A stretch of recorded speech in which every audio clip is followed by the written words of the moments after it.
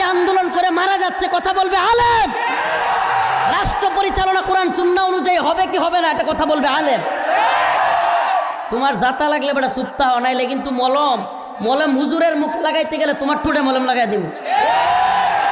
এই সুপ্তাহেন চিনছে না, বুঝছে না, নতুন আর কি। আস্তে আস্তে আস্তে সব হুজুরে সমান মনে করছে, থাক বাদ দেন। আচ্ছা বসেন, সব হুজুরে সমান মনে করলে হয়। আমি এত এই ধরেন খান এটার দরকার নাই। এরা হইলো সামসিকা। এরা কি? আরে তোর মা হাসিনার টাইম নাই আমগোর কাছে, আর তুই কেডা? বসেন।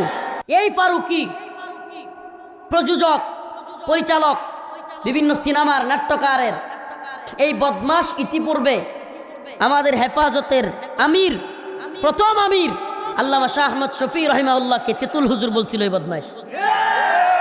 এত বড় বিদ্বেষী। শুধু তাই না, আপনারা শুনলে অবাক হয়ে যাবেন। অনেক